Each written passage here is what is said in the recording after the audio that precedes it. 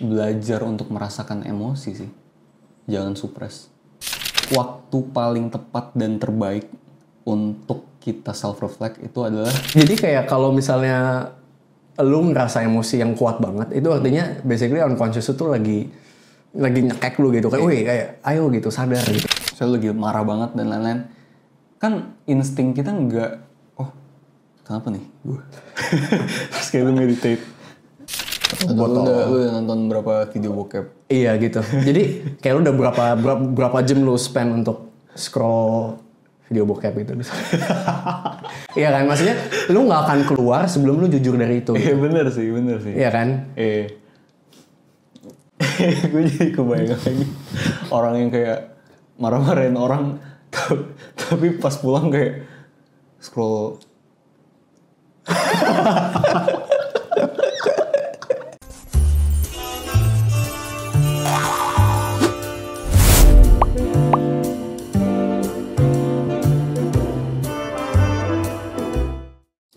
Terus juga mungkin next point gue adalah belajar untuk merasakan emosi sih. Jangan suppress. Jadi kayak tadi kan lu sempat bahas self-reflect kan. Dan gue setuju itu kunci dari self-awareness dan pertumbuhan the higher form of self mungkin. Cuman kayak menurut gue waktu paling tepat dan terbaik untuk kita self-reflect itu adalah di saat kita paling merasakan emosi yang kuat banget di dalam diri kita. Salah satunya shadow misalnya, yang kayak tadi. Gue kesel banget sama nih orang. Justru kalau misalnya itu biasanya ada sesuatu, ya kan? Jadi kayak kalau misalnya lu ngerasa emosi yang kuat banget, itu artinya basically unconscious itu lagi nyekek lu gitu. Kayak, wih kayak ayo gitu, sadar gitu. Kayak lu mesti teriak, iya. Woi gitu. Kayak lu mesti sadar nih gitu. Ada hal yang lu belum selesaiin dalam diri lu gitu. Iya. Bener. Justru kayak, dan momen-momen itu tuh mungkin insting normalnya manusia tuh untuk lari, ngerti gak sih? Karena untuk lari nyaman. dan suppress. Karena nggak nyaman untuk menghadapi itu. Nggak nyaman. Kayak apa ya? Saya lagi marah banget dan lain-lain. Kan insting kita nggak, oh kenapa nih gue? Terus kayak lu meditate. Terus setel aplikasi Medito. kan kayak unlikely gitu kan. Jadi kayak, tapi mungkin yang lebih tepat kayak gitu sih. Ya mungkin nggak meditate setel Medito juga, cuman mungkin kayak kita harus take a step back, terus kayak sadar bahwa oh gue lagi emosi nih, dan ini emosi yang sangat amat kuat. Kira-kira di baliknya ada apa ya? Dan kalau misalnya orang yang bisa melakukan hal itu dan therefore kayak self awareness-nya makin tinggi, menurut gue itu udah zen level type of shit. Dan gue pernah tanya nih ke konselor gue, kayak gunanya apa sih kita maksudnya meditate dan lain-lain, kalau misalnya marah juga ntar udah lupa semua teknik-teknik napas lah, semua teknik apalah, mindfulness dan seterusnya, kayak jadi ngapain kita ngelakuin gitu. Gue pernah nanya kayak gitu karena gue disagreeable mungkin. Terus intinya dijawab, emang kadang ada kalanya saking lu marahnya atau saking lu kemakan sama emosi negatif, semua praktis itu jadi percuma gitu. Cuma kan bukan berarti itu nggak ada efeknya, ngerti nggak? Jadi itu adalah praktis yang lu lakukan secara regularly reflect, regularly journal, regularly meditate dan seterusnya, sehingga pas lu lagi dihadapkan dengan kondisi yang nggak enak, lu tuh lebih well equipped untuk menghadapi itu, paham nggak? Out of habit, purely out of habit kayak oke. Misalnya kalau meditation kan lu belajar untuk menerima apapun yang muncul, kayak perasaan, pikiran dan seterusnya, dan biarin lewat gitu kan. Jadi karena acknowledge terus menerima dan biarin lewat gitu kan. Jadi karena saking udah kebiasanya, sampai pas lu ngerasain emosi negatif, kayak lu bisa ya udah gue bisa lewatin aja gitu. Karena out of practice, saking dilakuin terus menerus. Jadi sampai saking dilakuinnya, sampai udah otomatis. Iya, Ngerti nggak? gue setuju sih. Maksudnya Kayak kayak lu secara, sorry gue potong, maksudnya secara neuroscience tuh bahkan otak lu tuh udah mulai kebentuk nih makin lama, rewiringnya tuh makin kebentuk. Jadi kayak urge muncul, urge-nya maksudnya kayak emosi, terus kayak gara-gara gue punya Kontrol. save fun file dari otak gue untuk melakukan hal ini, jadi gue lebih likely untuk melakukan hal ini, gue lebih bisa untuk melakukan hal ini. Ya. sama kayak lu latihan aja. Iya, Latihan musik, olahraga, Iya. apapun gitu. Neuroplasticity. Catur, iya. Ya gue setuju sih. Terus ada lagi? Poin lain lagi mungkin gue pengen ngomong tentang yang paling khususnya sekarang ya. Poin yang menurut gue penting untuk diomongin itu gue sebut namanya radical acceptance. Jadi kayak Adalah? basically lu menerima diri lu apa adanya secara radikal. Jadi gue misalnya tahu nih, gue 96% neurotik gitu kan. Kayak setiap gue tanya orang-orang gitu, kayak lu coba deh tes ini gitu kayak. Noob bridging. Bagus banget loh, gitu kayak apa? Noob marketing. Neuromarketing. Kayak terus gue tanya gitu kan, coba lihat hasilnya. Terus mereka tuh kebanyakan 40%, 20%, 20% jarang sih. Jarang. Ya biasanya 40-60 sih. Ya 40 Ya kan? Mendekati 50 lah. Iya. Ya kan? Average gitu kan. Terus kayak gue kayak aduh, kok nggak ada yang setinggi gue ya, kayak gimana ya, bla bla bla. Tapi lama-lama tuh gue belajar untuk nerima itu. Maksudnya nerima kayak mungkin gue orangnya kayak gini. And secara paradoks, setelah gue nerima mungkin gue jadi lebih justru nurun gitu. Ngerti nggak maksudnya? Jadi apa namanya? Menarik. Radical self acceptance itu juga hasilnya itu radical honesty. Karena lu saking nerimanya diri lu nggak takut buat honest untuk jujur sama diri lu sendiri. Misalnya nih, kayak gue bilang gue misalnya baru kemarin nih, habis marah-marah bla bla bla kayak merugikan orang lain gitu. Iya, basically gitu lah. Terus kayak Kilaf apapun kan. iya. Terus kayak apa? Setelah gue tahu nih gue orangnya kayak gitu kan. Kadang gue bisa ngamuk sampai keterlaluan loh misalnya, merugikan diri gue dan orang lain gitu. Setelah gue menerima fakta itu, ya udah, akhirnya gue nggak takut untuk jujur. Kayak misalnya jujur ke diri gue dan jujur ke ya even sekarang gitu. Ya misalnya ya gue abis kayak gitu ya udah, gue udah nerima itu, and therefore gue berani untuk jujur. Dan kalau gue udah jujur, artinya gue satu step lebih maju untuk menyelesaikan masalahnya. Ngerti nggak maksudnya? Sama kayak masalah addiction. Lu nggak tahu seberapa lu addicted sampai lu jujur lu udah ngerokok berapa batang, atau misalnya lu udah minum berapa gelas atau botol. Lu udah nonton berapa video bokep. Iya gitu. Jadi kayak lu udah berapa jam lu spend untuk scroll video bokep itu. Iya kan? Maksudnya lu nggak akan keluar sebelum lu jujur dari itu. Iya bener sih.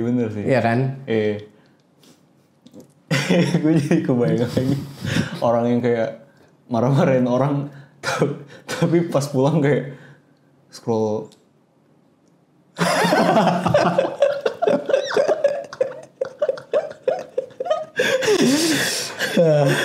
Iya gitulah. Tadi kan lu bahas, aduh benar.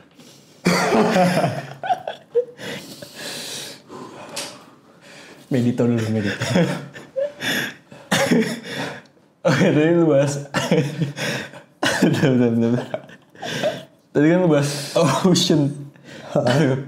ocean personality kan. Selain itu menurut gue juga yang penting tuh dan relate banget adalah attachment style test sih. Itu juga yang kemarin tuh sempat kita bahas. Sorry gue masih agak habis ketawa. Habis terharu. Ada 4 kan. Pokoknya secure, anxious, avoidant, sama disorganized. Gabungan gitu kan. Jadi kayak menurut gue kenapa ini penting gara-gara yang paling terkenal mungkin kayak MBTI gitu ya, kalau personality test dan lain-lain. Dan menurut gue itu juga ada bagusnya.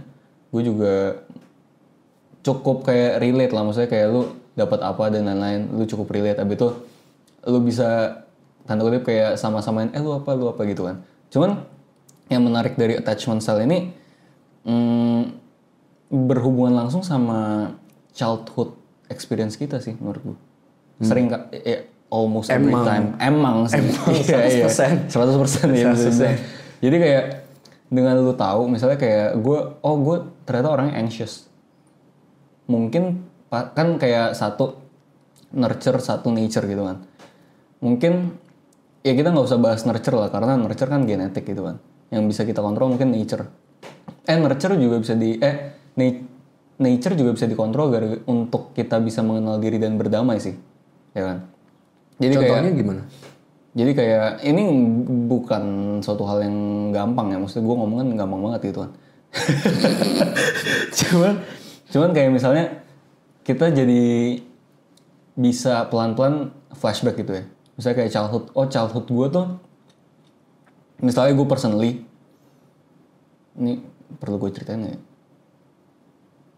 Ya misalnya ya, ini gue ngomong aja lah ya. Radical honesty. Ya kayak misalnya kayak gue bukan diskredit siapapun di sini, cuman dari dulu tuh dari kecil gue nggak terlalu pernah dapat pujian dari parents gitu kan, dari my parents gitu kan. Terus misalnya, terus gue sempat ada develop some kind of basically kayak gue develop nggak merasakan emosi at all gitu kan. Jadi kayak robot AI. Menurut lo itu berhubungan? Menurut gue itu ada hubungannya sih. Menurut gue itu menumpuk, itu salah satunya lah. Menurut gue banyak gitu kan. Cuman kayak dengan lu tahu the fact itu dan dengan lu ngelihat dari Ocin gede, ngelihat Ocin kecil gitu, lu mungkin bisa mengajak diri kecil lu untuk berdamai. Maksudnya kayak apa ya? Kayak, dan even kalau misalnya gue mau ngomong jujur-jujuran sih, gue sadar terkadang atau sering kali mungkin ya, kalau misalnya lagi hit argument dan lain-lain, lagi berbincang dengan orang tua gue tuh, gue ke bring up unconscious dan luka batin gue tentang itu. Jadi kayak gue tuh selama gue tumbuh, gue sangat mendapat banyak validasi dari semua lingkungan, literally semua lingkungan kecuali orang tua gue.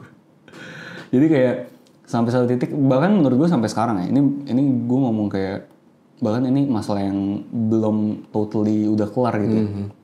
Jadi kayak terkadang gue ngomong dan gue hidup di lingkungan even until now kayak dimana teman-teman gue respect banget dan dimanapun gue berada gitu kan. Cuman kayak at some point apa ya, gue berasa kayak gue nggak butuh semua ini, ngerti sih? Iya. Kayak gue cuma butuh dari orang tua gue, ngerti sih? Dan kayak at some point ya mungkin kita semua berproses, orang tua gue juga berproses gitu. Ini kenapa jadi deep banget ya? Terus? Cuman kayak mungkin hal yang bisa gue terima adalah gue nggak bisa mengontrol hal itu dari orang tua gue. Dan menurut gue juga, gue tahu persis kayak orang tua gue tuh punya unconscious belief di mana kayak mereka nggak boleh muji anaknya atau some kind of gitu kan. Tapi kayak mungkin ya udah aja sih. Ya udah aja mungkin kayak belum sepenuhnya diobatin lukanya gitu ya. Cuman kayak belajar untuk menerima dan mungkin in some way kayak mereka bilang nggak bilang, gue tahu mereka dalam hati tuh mengakui. Dan kenapa lo bisa bilang gitu? Sejujurnya gue nggak tahu sih. Sejujurnya gue nggak tahu sih. Cuman kayak ya ini mungkin unsolved problem ya jatuh ya. Cuman kayak apa ya? At some point itu penting karena secara unconsciously gue nggak bisa mensuppress hal itu dan nggak seharusnya gue suppress. Dan semua anak juga nggak sih, ya kan, terhadap orang tuanya. Tapi at some point juga mungkin hal yang lu bisa kontrol adalah kalau gue personally, gue melakukan hal yang emang benar dan baik untuk dunia ini aja sih. Dan apa ya, sampai mungkin validasi orang itu nggak sebegitu pentingnya. Dan menurut gue itu bukan suppressing, cuman kalau misalnya gue ngomongin ini jadi kemana-mana ya. Cuman kayak menurut gue sampai satu titik di mana spiritually mungkin gue tahu kayak ini tanggung jawab gue sama yang di atas aja sih. Kayak gue ngelakuin ini emang karena gue tahu ini hal yang benar dan harus gue lakuin. Dan gue tahu yang di atas tuh seneng. Senyum. Iya, yang di atas senyum. Dan gimana caranya yang di atas pun juga bakal membuat orang tua gue di dunia ini atau di dunia lain atau kapanpun itu, mereka juga bakal senyum. Dibikin senyum sama yang di atas gitu. Ini kenapa jadi deep banget aja. Iya, ngerti. Cuman ya gitu. Cuma gue sangat relate sih. Dalam artian gue gak tau orang tua yang lain gimana ya. Cuma kayaknya in general cowok tuh lebih jarang ditunjukkan affection semacam itu. Cuma gue gak tahu juga soalnya gue tuh suka bingung sama orang tua teman-teman gue yang gampang banget kayak muji gitu. Muji gue. Oh. Maksudnya kayak dalam arti kayak orang tua lain gitu. Misalnya gue ketemu nyokapnya siapa gitu misalnya. Terus kayak kamu gini ya. Terus kayak dia thank you tante. Padahal gue nggak tahu dia siapa. Kayak ini nyokapnya siapa ya, kayak pernah tapi nggak tahu siapa. Terus kayak dia bukan cuma tahu gue ngelakuin something, tapi dia acknowledge dan dia muji gitu kayak kamu keren loh gini gitu. Sedangkan orang tua gue sendiri tuh kayak bahkan nggak tahu gue habis ngelakuin apa gitu. Terus dan karena udah keseringan bertahun-tahun, gue nggak pernah dapat pujian or something dari orang tua. Iya. Dan bahkan bukan nggak dipuji, tapi setiap kali gue show my work gitu, itu mereka malah selalu cari alasan buat kritik gitu. Kayak kayak gitu, terus kayak selalu ada yang kurang gitu. Jadi gue kayak belajar untuk lama-lama ini mungkin defense mechanism atau bentuk adaptasi aja. Jadi kayak lama-lama bahkan kalau gue mau ngapain gitu, mau ngelakuin something yang achievement gitu buat gue gitu, gue nggak pernah cerita, gue nggak pernah apa. Terus jadi bahkan orang tua gue tuh tahu dari orang lain. Gue sempat ada di masa itu. Iya. Jadi kayak gue relate banget. Jadi kayak jadi bahkan kayak misalnya gue bis konser gitu. Dan by the way gue sekarang lagi kuliah musik dan gue jadi banyak perform gitulah. Kayak kerjaan dan seterusnya. Gue main piano gitu by the way.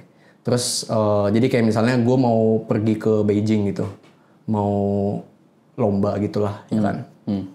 Terus gue bahkan nggak ngomong, kayak even nggak kepikiran untuk ngomong. Dan kayak biasa tuh orang lain yang kayak ini yang ngomong gitu, anak kamu habis ini ya, habis gini segala macam. Terus kayak oh iya, oh gitu, kayak bahkan baru tahu gitu.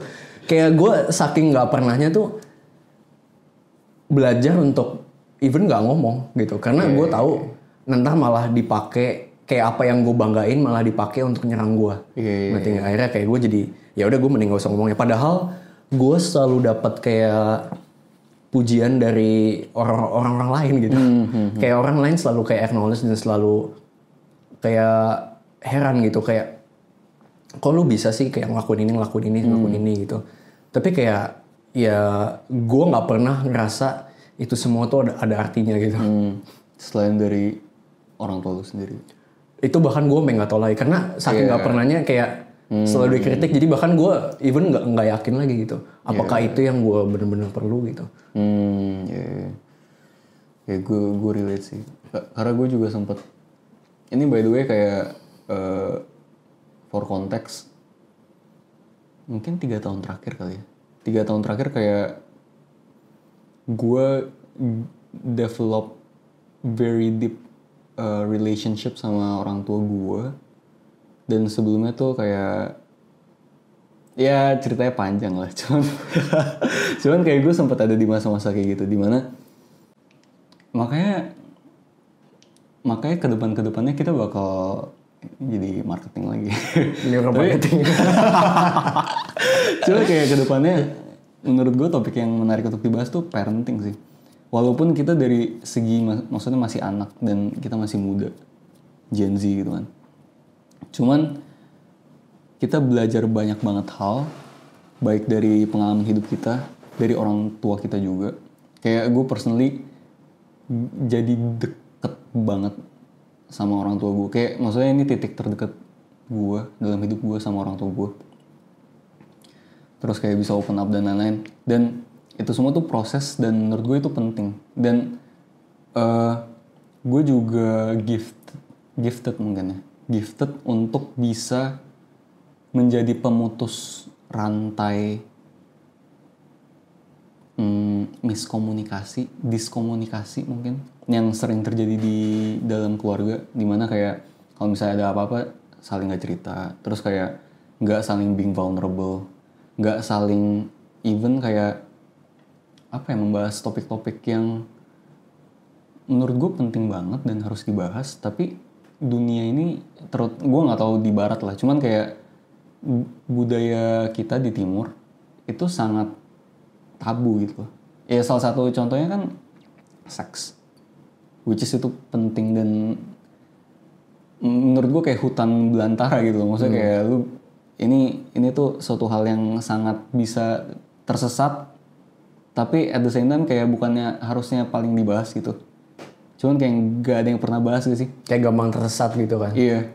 Terus juga banyak lah tentang uang, tentang apapun lah. Ya menurut gue komunikasi di dalam keluarga itu penting. Itu aja sih. Ya. Dan kedepannya kita juga akan bahas topik parenting, cuman ntar kita atur scheduling. Kalender. Pelangi dulu. Notion. Nah terus juga mungkin yang terakhir tuh gue pengen ngomong emosi itu bukan sesuatu hal yang aib sih. Dan gue pengen ngomong gue gak percaya toxic masculinity. Cuman kalau misalnya ada satu hal yang mungkin adalah toxic masculinity itu sendiri, itu suppressing emotion. Budaya suppressing emotion baik di cewek dan cowok, tapi terutama cowok, dimana kayak cowok yang bisa ngerasain emosi tuh gila, lu cowok atau cewek? Ya, maksudnya kayak menurut gue even kalimat lu cowok atau cewek aja tuh super duper toxic dalam segala hal ya. Jadi kayak satu itu toxic untuk cowoknya, gara-gara itu bikin cowok jadi suppress emotion kan. Kedua itu juga toxic ke cewek, karena kayak emang kenapa kalau misalnya cewek bisa ngerasain emosi? Iya, cewek bisa ngerasain emosi, maksudnya emang itu aib, maksudnya emang itu lemah. Nah itu bakal kita bahas deep down di episode seterusnya. Cuman untuk sekarang gue cuma mau ngomong itu dulu, sneak peek kali ya. Terus next question, apa hubungannya mengenal diri dengan mengenal orang lain? Menurut lo apa? Menurut gue ada di quote yang di episode lalu gue juga pernah bilang sih. Kayak lu bisa ketemu orang hanya di kedalaman yang mereka udah pernah laluin gitu. You can only meet someone as deep as they've met themselves. Jadi kayak... Quote siapa? Gue lupa, gue masih Google dulu. Nggak usah. Enggak, udah Google kata. Namanya Matt Kahn. MATTKAHN. Oke. Ya. Jadi kayak... gue banyak pengalaman di mana orang curhat ke gue bisa langsung relate, gue bisa langsung kayak ngerti, paham, oh ternyata lu tuh problemnya di sini gitu. Terus gue sangat relate dan orang itu pun merasa dimengerti, kayak merasa oh ternyata lu ngerti ya, kayak gue kira nggak ada orang yang ngerti gitu. Sedangkan gue sendiri kalau gue cerita itu jarang banget ada orang yang bisa relate kayak literally. Apalagi lu cerita ke gue. Iya mungkin ya. Pokoknya kayak gue ngomong apa, tapi gue cerita something yang gue alamin, gue rasain dan seterusnya. Tapi orang itu, temen gue kayak jarang ada yang bisa.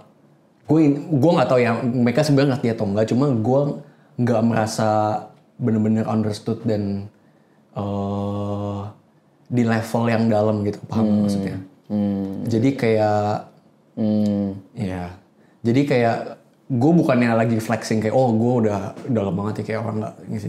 Bukan, cuma maksudnya ini pengalaman gue ini pengen maksudnya ada satu pelajaran penting dari sini. Jadi kayak kalau lu udah sering melakukan journey ke dalam diri lu, kayak lu menanyakan diri lu pertanyaan-pertanyaan yang penting lah, pertanyaan-pertanyaan yang bener-bener masuk ke akarnya gitu. Kenapa lu orangnya begini? Lu tuh siapa? Lu tuh mau apa ada di dunia ini dan seterusnya gitu. Lu jadi bisa ada di kedalaman yang dimana lu bisa ngerti orang lain. Jadi kayak misalnya lu lihat, lu udah tahu nih rasanya ngerasa kepahitan tuh kayak gimana. Lu nggak heran lagi kalau misalnya lu lihat, misalnya ada temen lu nih curhat ke lu tentang misalnya temen cewek lu gitu, punya cowok terus kayak misalnya curhat tentang ini mungkin agak kurang baik ya, cuma mungkin curhat tentang cowoknya gitu ke lu. Terus lu bisa nangkep Cowoknya atau mantannya? Cowoknya Yang akan jadi mantan. nggak selalu ya, nggak selalu. Jadi kayak misalnya curhat gitu. Terus kayak dari cara ngomongnya, mungkin dia ngomong kritik apa dari cowoknya gitu kan. Tapi gue nangkep deep down tuh sebenarnya nih cewek tuh udah ngerasa kepahitan gitu. Kayak sebenarnya cowoknya nggak bener-bener salah, cuma karena udah banyak yang build up dari lama, akhirnya ceweknya jadi lebih sensitif. Mungkin udah nggak ada trust di sana, atau mungkin jadi udah terlalu pahit sampai apapun yang cowoknya lakuin tuh kesannya salah. Ngerti nggak? Misalnya kayak gitu. Jadi karena lu udah tahu rasanya kepahitan, lu udah tahu rasanya kesal sama orang dan seterusnya, lu udah mengalami dan lu udah sering reflect dan seterusnya, lu jadi bukan cuma ngerti dari perspektif ceweknya, bahkan ngerti dari perspektif cowoknya. Jadi lu bener-bener understand everything tuh secara holistik gitu, secara menyeluruh. Bukan cuma lu ngerti apa yang dia lagi omongin, tapi lu juga ngerti dia tuh apa ya, where she's coming from, dan juga where the guy is coming from gitu. Kayak cowoknya tuh datang dari mana, kenapa bisa kayak gitu, kenapa ceweknya bisa datang ke gua even atau apapun lah gitu. Kayak lu melihat segala sesuatu bukan cuma satu dimensi tapi multidimensional, 3D gitu kayak, atau bahkan yang kayak zoom out lu bisa ngeliat gitulah, big picture-nya. Itu mungkin salah satu titik tertinggi emotional intelligence sih. Dan menurut gue itu super power sih. Kalau misalnya udah sampai titik. Karena lu jadi bukan cuma reacting ke apa yang terjadi. Kalau misalnya lu reacting kan kayak misalnya, oh iya, cowoknya jahat banget ya, gini-gini. Kayak, ngerti gak sih maksudnya? Dan itu bisa positif, bisa negatif kayak. Dan kalaupun positif, menurut gue itu hoki. Karena lu datang dari, lu nggak mengerti gitu, ngerti gak sih? Dan kebetulan aja lu bener, gitu, ngerti gak? Hoki gitu. Tapi kalau lu emang ngerti, kayak apapun yang lo omong itu selalu kayak nggak salah, ngerti nggak? Karena lo datang dari pemahaman yang lebih luas gitu, paham nggak maksudnya? Bukan yang nggak bisa salah ya, cuma maksudnya bisa aja tetap bisa salah. Cuma maksudnya kayak karena lo punya big picture view, lo udah mengerti dinamika itu dalam diri lo sendiri dari pengalaman lo dan seterusnya. Jadinya lo mengerti dinamikanya secara lebih luas dan jadinya bisa mengerti orang itu dengan lebih dalam juga gitu. Mengerti situasinya lah. Iya, gue setuju sih. Maksudnya kayak misalnya orang cerita, lu bukan cuma empatik ke apa yang dirasakan, cuman lu tahu ini mungkin absurd banget ya. Cuman kayak at some point lu bahkan bisa tahu apa yang dirasakan dan lu empatik. Tapi lu juga bisa tahu bahkan kenapa nih orang bisa merasakan hal ini. Kayak bahkan kalau misalnya lu ngobrol deep enough dan lu emang punya kapasitas untuk melihat sedalam itu, lu bahkan bisa, ini bukan untuk jadi sosok psychoanalyst dan lain-lain ya, cuman kayak menurut gue orang ini gue potong dikit. Menurut gue orang yang sosok psychoanalyst tuh toksiknya adalah kalau misalnya dia nggak refleks sama diri dia sendiri. Jadi dia sebenarnya cuma defense mechanism doang untuk psychoanalyst semua orang gitu kan. Cuman kalau misalnya lu empatik, lu udah self-integrate, lu udah self-aware, dan lu tanda kutip psychoanalyst bisa melihat sebegitu dalamnya, lu jadi bahkan bisa ngelihat nih orang tuh punya masa kecil yang kayak gimana. Terus kayak nih orang tuh punya traumatic experience apa aja. Terus kayak lu bisa lihat dari sisi cowoknya, kayak cowoknya tuh punya background yang kayak gimana yang tadi lu bilang dan lain-lain. Jadi kayak lu bisa connecting the dots dari banyak banget sisi, dan lu punya emotional intelligence yang super duper high.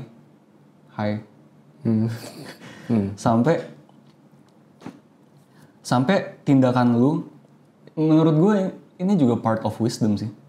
Jadi kayak lu bisa empatik sama nih cewek, cuman lu at the same time juga nggak membenarkan kestupidan nih cewek, tapi at the same time lu juga nggak memaksakan nih cewek untuk bertumbuh atau realize di pace yang lu pengen tentukan. Jadi kayak lu nggak nge-push, pokoknya lu harus begini, harus begitu. Iya. Jadi kayak apa ya, kayak ini semacam paradoks dari semua hal sih. Kayak mungkin titik tertinggi, maksudnya dalam emotional intelligence, salah satu titik tertinggi yang paling wisdomful sih menurut gue. Dan gue pengen tambahin sesuatu nih. Gue dari dulu itu suka kayak agak kesel sama engkau gue. Gara-gara dia itu kalau gue tanya selalu jawabnya tuh panjang lebar. Kayak gue tanya apa doang, kayak padahal biasanya cuma jawaban yes or no doang gitu, tapi dia jelasin bla bla bla bla. Kayak apa istilahnya tuh, mungkin istilah Gen Z-nya bukan. Istilah Gen Z-nya mungkin mansplaining. Tahu gak? Gue tau. Jadi kayak tendensi cowok buat over explain. Oh iya? Iya. Oh. Kayak kita juga ada kayak gitu. Terus pokoknya gue agak-agak ini kan, kayak sampai gue malas nanya gitu. Kayak kalau bisa nanya jangan ke dia lah. Kecuali perlu banget nggak. Sampai di titik gue kesel, sampai di titik dimana gue nggak tahu apa yang terjadi dalam diri gue, atau pokoknya gue nggak tahu kenapa. Cuma tiba-tiba ada satu momen dimana gue nanya ke dia satu hari gitu. Terus dia jelasin apa, dan tiba-tiba satu hal tuh ngeklik. Gue kayak kok gue nggak pernah ada yang dengerin deh. Dia nggak pernah di-validate karena mungkin kita punya orang tua yang sama. Iya benar. Terus dia mungkin kesepian, jadi apa namanya, nggak terlalu bisa cerita ke orang juga.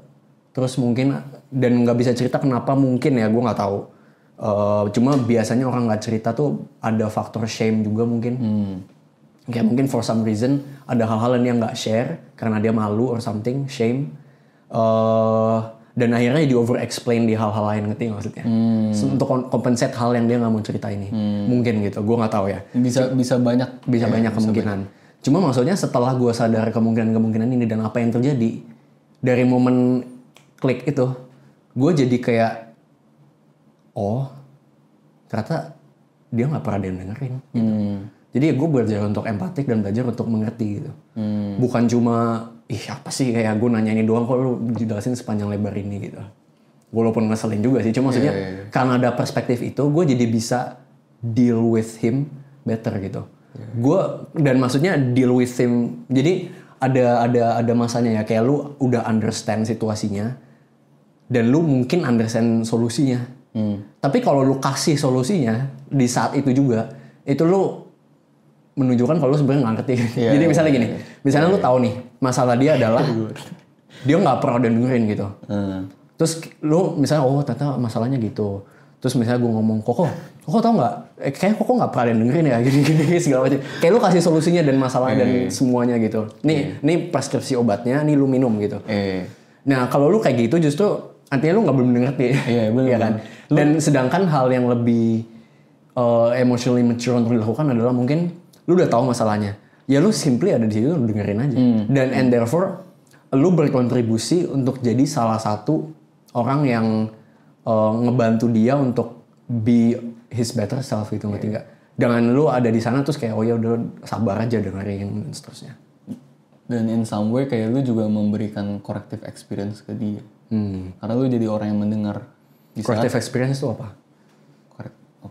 Corrective experience basically adalah lawan kata dari negasi dari traumatic experience mungkin. Kayak traumatic experience tuh suatu hal yang traumatik yang membuat kita jadi luka batin gitu kan. Dengan corrective experience tuh jadi kayak misalnya nih contoh paling simple kali ya. Kayak cewek kita sering banget pakai contoh ini. Cewek misalnya kayak kepahitan sama semua cowok gitu. Coba kita pakai contoh ini. Cuman kayak at some point kayak dia ketemu satu cowok yang Sigma Grindset. Bukan Sigma Grindset lah. Maksudnya kayak gila nih cowok tuh literally wholeness kali ya. Yin and Yang dan ya apapun itu. Nggak ada sih orang kayak gitu. Iya maksudnya kayak gila nih cowok tuh saking bedanya dan dia bisa memberikan corrective experience ke nih cewek. Sehingga tanda kutip kayak traumatic experience dari cewek ini pelan-pelan tuh terhapus gitu. Dan tergantikan sama corrective experience yang ini. Gitu. Experience yang sehat lah ya. Iya yang sehat. Yang merewire experience yang traumatik. Iya benar. Kayak misalnya orang yang sering humiliate itu apa ya, dipermalukan in public, pelan-pelan dikasih kayak pujian or something gitu. Corrective experience. Terus gimana tadi? Iya terus kayak ya tadi kan lu memberikan in some way kayak lu juga memberikan corrective experience di mana mungkin kalau lu jarang ada yang denger tapi lu jadi orang yang mendengar dia gitu kan. Itu udah bagian dari obatnya. Iya benar. Bukannya lu ngasih tahu. Iya bukan dengan lu prescription dan lain-lain. Kayak karena cenderungnya tendensi cowok tuh kayak gitu. Kayak oh ada masalah ini ya. Kan lu gini-gini aja, lu udah ngelakuin ini belum? Iya. Ya, langsung problem solving mode gitu kan. Iya. Menurut gua kayak ini mungkin bakal dibahas di episode lain lebih dalam. Cuman ini juga uniknya masculinity femininity sih. Dan menurut gue dua-dua itu sama punya pros cons. Jadi kayak cowok tuh seringkali, maksudnya kayak secara bentuk otak cowok dan cewek tuh emang beda. Dan cowok tuh cenderung lebih logical.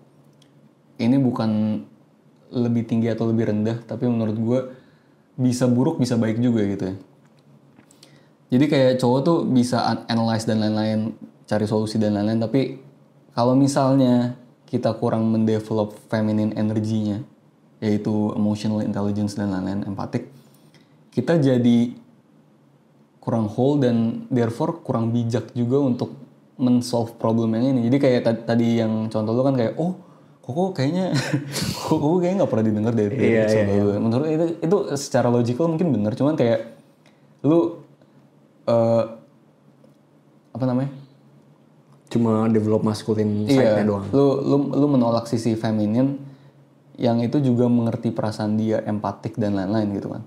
Tapi kalau misalnya cewek tuh seringkali kalau misalnya dia kurang develop maskulin tanda kutip gitu ya, dia bisa juga dengan kayak oh ya nggak apa-apa dan lain-lain. Maksudnya kayak sampai satu titik itu juga bisa toksik.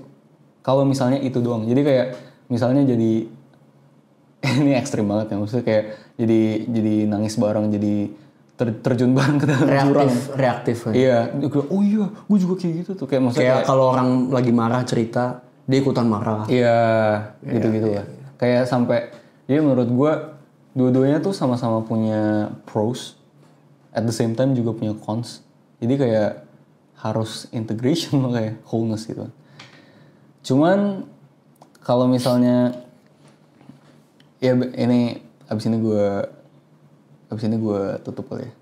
Cuman kayak gue pengen ngomong basically yang tadi kita bahas semua dari pertanyaan yang ini tuh istilah arti kata dari Byakugan of Love yang tadi gue sempat bahas gitu. Iya tapi ya mungkin gue nggak akan bahas banyak karena basically kayak udah dibahas semua di contoh kasus yang tadi gitu kan, empati, Byakugan of Love. Dan akan lebih detail di episode next. Yaitu adalah how to deal with other people. Gue pengen sedikit sneak peek sih buat yang next episode-nya. Jadi salah satu alasannya lagi kita harus mengenal diri itu kayak gini. Kan tadi kan kita dari tadi udah banyak ngomongin soal shadow projection. Ya kan, jadi bagian dari diri kita yang kita tolak, kita nggak mau akuin shadow, itu kita project orang lain dalam arti kita ngelihat orang lain itu sebagai refleksi dari shadow kita, ya kan. Tapi bukan cuma itu yang bisa diproject. Jadi di dalam diri kita nih ada feminine, di dalam diri cowok ada feminine side yang cowok itu tolak atau apa ya, kayak istilahnya tuh lie dormant gitu, kayak apa? Dormant tuh kayak apa ya? Dormant tuh kayak istilahnya kalau ada genetik ada yang dominan sama resesif kan. Basically resesifnya, bagian yang enggak menonjol lah gitu. Tapi ada di bawah permukaan. Itu kalau di cowok itu ada feminine side-nya dan feminine side itu namanya anima. Kalau di cewek itu ada masculine side yang dormant tadi. Yang di bawah permukaan, iya. Itu namanya animus. Ya. Sering kali yang terjadi, ini gue lihat banyak di cowok. Cowok kan sering kali kalau lihat cewek cakep gitu ya, suka kayak taruh di pedestal. Misalnya nggak kenal nih, tapi langsung kayak punya bayangan kayak wah dia perfect banget buat gue. Padahal technically itu masih stranger. Paham nggak maksudnya? Kayak misalnya baru kenal 2 minggu gitu, terus kayak udah berasa wah kayak kita perfect banget nih, kita gini-gini, kita cocok banget. Padahal ya baru 2 minggu dan kalian nggak benar-benar baru tahu, nggak benar-benar udah kenal. Iya, satu sama lain gitu kan. Tapi udah ngerasa perfect segala macam, terus kayak obsessed, infatuation dan seterusnya. Itu bagian dari namanya anima projection kalau di cowok. Jadi ada bagian dari diri cowok yang ada kualitas-kualitas dari dalam diri cowok yang cowok itu nggak mau akuin, yang terrefleksi di diri cewek ini.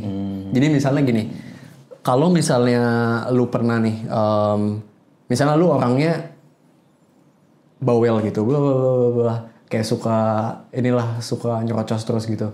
Terus lu ketemu cewek yang lu anggap cakep, terus dia tuh kayak diem banget gitu, terus kayak entah kenapa lu kayak tertarik banget sama dia. Artinya cewek ini lu belum tentu bener-bener tertarik sama cewek ini, tapi sebenarnya tuh lu bisa aja tertarik, iya, melihat anima lu, atau lu apa ya, kayak lu dapat glimpse dari kualitas yang lu nggak pernah cultivate dalam diri lo, ngerti nggak? Jadi lu nggak pernah develop.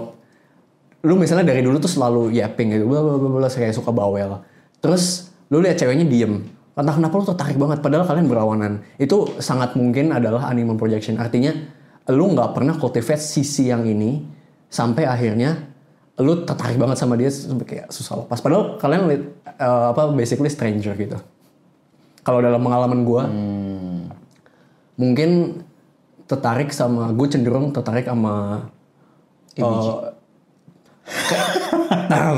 kayak yang cenderung tuh apa ya istilahnya, mungkin wild, bukan wild ya, kayak apa ya? Wild tuh kayak apa ya? Kayak kind of free.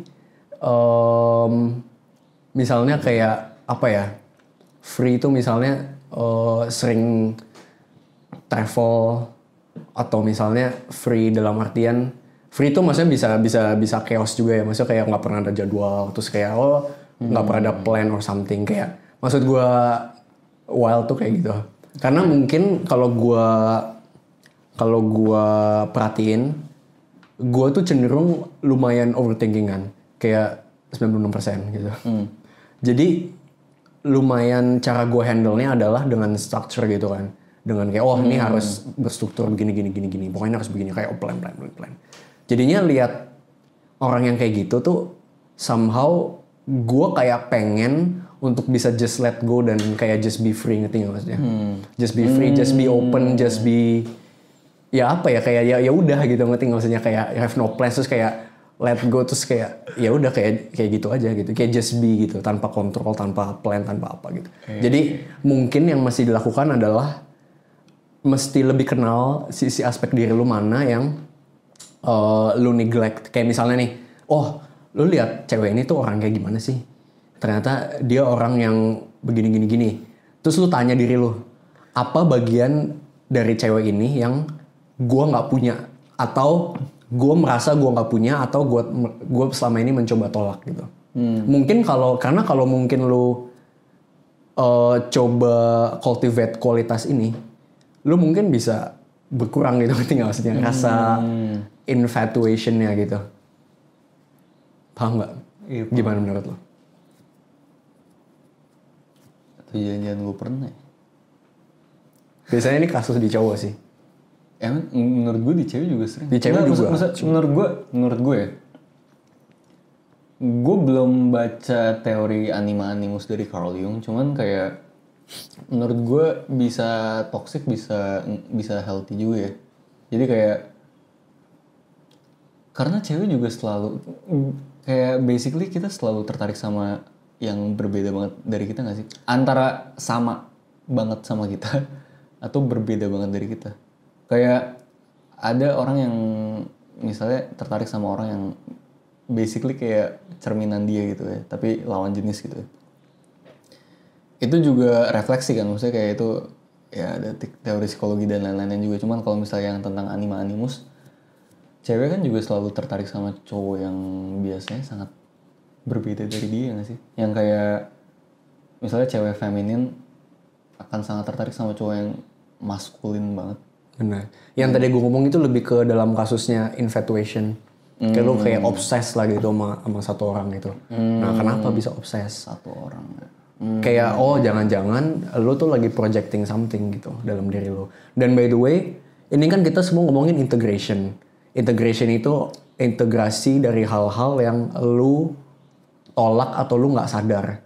Bring the unconscious to conscious kan. Jadi level paling awal dari integration diri lu adalah shadow. Itu paling awal. Jadi lu nyadar bahwa lu nggak sempurna, lu punya kelemahan dan punya kekurangan, dan ada hal-hal yang lu, misalnya nih, orang yang overplan, shadownya ya orang yang chaos gitu misalnya. Ya kan? Itu shadow, level pertama dari integration.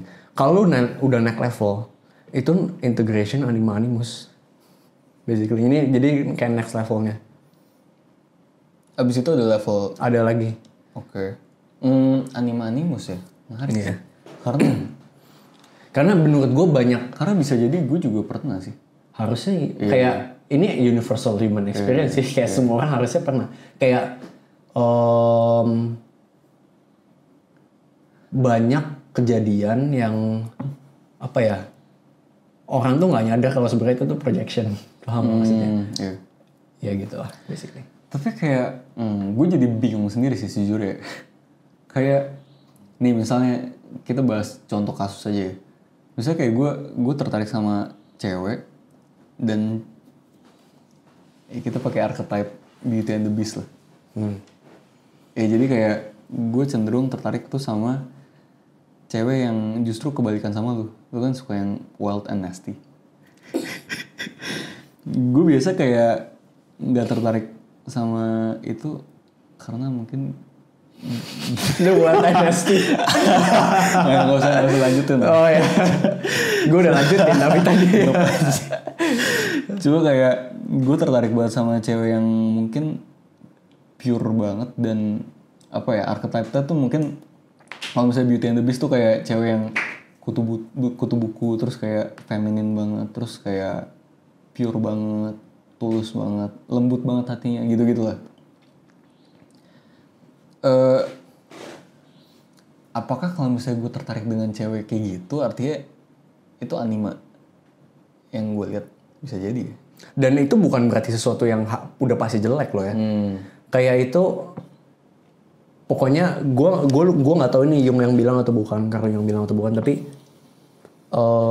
pokoknya dia pernah bilang kalau projection itu pasti ada dan itu diperlukan, karena ini sangat pesimis sih, tapi kayak karena pada dasarnya kita semua egois dan kita nggak bisa nggak bisa love others kecuali ada bagian diri kita, ngerti nggak maksudnya di dalamnya. Kayak biasanya kalau gue lihat itu kan pernyataan sangat pesimis kan. Kalau gue lihat dari lensa gue sih, gue anggapnya kayak basically ya yang di atas tuh lagi ngefur kita aja biar kita lebih gampang untuk love others, ngerti nggak maksudnya? Kayak ya ada hal-hal kayak projection dan seterusnya biar kita lebih gampang. Gue nggak tahu sih. Oke. Tapi menurut Gue belum explore itu dengan lebih dalam, cuma gue pernah baca itu. Oke. Tapi menurut gue in some way kayak Jadi sorry, gue potong dulu. Jadi kayak maksud gue, poin gue yang gue ngomongin tadi adalah projection tuh pasti ada.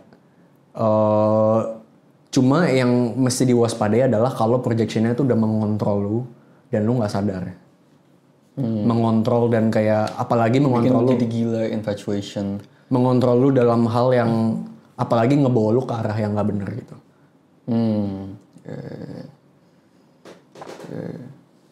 Kayak mungkin ini bakal dibahas di episode next cuma gue sering banget ya ngomong tadi.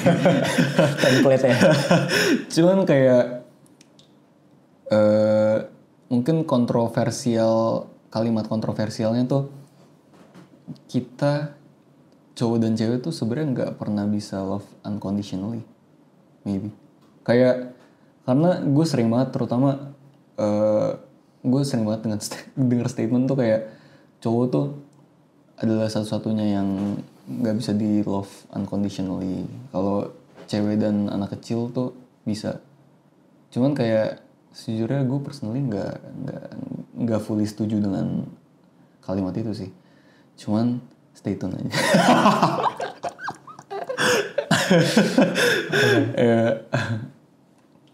Tapi menurut lu gimana soal yang animus projection? Menarik sih, itu menarik sih. Iya, karena gue sempat ada di fase itu, dimana gue kayak tertarik mampus banget, dan nih cewek tuh sebegitu berbedanya banget, kayak kontras gitu. Jadi kita saling tertarik gara-gara mungkin saling kontras. Basically kayak yin and yang dan feminine masculine yang which is sebenarnya nggak totally toxic. Cuman gue ngerti poin lu di mana di saat gue mulai cultivate hal-hal lain di dalam diri gue, feminine side dan yin yang gitu ya. Sebenarnya masih tertarik aja, cuman nggak dikontrol lagi kali. Kayak mungkin ketertarikannya tuh jadi lebih sehat. Yeah. Karena yang gue bilang lagi di poin pertama banget, itu kayak kita semua makhluk hidup gitu, binatang, tumbuhan, manusia. Itu punya dorongan untuk self-actualize kan, aktualisasi diri. Bagian dari self-actualize ya integration kan, kayak wholeness. Jadi kalau kita tertarik sama something yang kita nggak cultivate, itu basically dorongan insting kita untuk jadi whole, ngerti nggak? Kayak gue belum cultivate ini nih, kayak gue belum cultivate sisi gue yang innocent dan seterusnya, misalnya. Jadinya ya gue masih cultivate gitu, atau misalnya dalam diri gue kayak gue belum cultivate diri gue yang wild and free gitu. Ya kayak apa? Kayak just be free dan wild and free. Iya, jadi kayak mungkin gue harus belajar untuk bisa let go dan bisa kayak apa ya, stop trying to be in control of everything mungkin, and therefore gue bisa jadi lebih whole gitu. Itu menarik banget karena ini mungkin agak gimana ya, cuman ngomong kayak gitu gue jadi keinget archetype adalah dalam bukunya psychology. Bukan. Apa? Bukunya Robert Greene, The Art of Seduction. Jadi kayak ada siren nih. Ada satu archetype. Ini juga kita bakal bahas di statement-nya. Gitu aja terus setiap kalimat. ada archetype namanya The Siren gitu kan. Basically dia kayak sosok cewek yang super duper menggoda dan kayak dalam segala dimensi mungkin ya. Dan itu sering jadi fantasi cowok-cowok dan lain-lain. Dan dia ngomong kayak terutama untuk cowok yang dominan banget dan penguasa banget, kayak conqueror, kayak Julius Caesar. Kayak yang basically yang suka controlling gitu kan. Iya. Maksudnya yang suka, yang in control of many things gitu kan. Iya. Yang mungkin kayak in control, always in control, terus juga super maskulin mungkin. Jadi kayak cowok-cowok kayak gini tuh, ini mungkin projection ya. Cowok-cowok kayak gini tuh kayak sering kali in some way kayak mereka tuh ada masa-masanya tuh pengen didominate juga. Iya paham. Ngerti gak sih? Iya. Gara-gara kayak mereka tuh saking dominate-nya sampai kayak terkadang mungkin mereka pengen explore gimana ya kalau misalnya Kayak nggak ada ruang. Iya. Kalau kayak nggak ada ruang untuk be free gitu kan. Iya. Karena semuanya dia kontrol. Jadi kayak nggak ada ruang untuk kayak chaos or something gitu.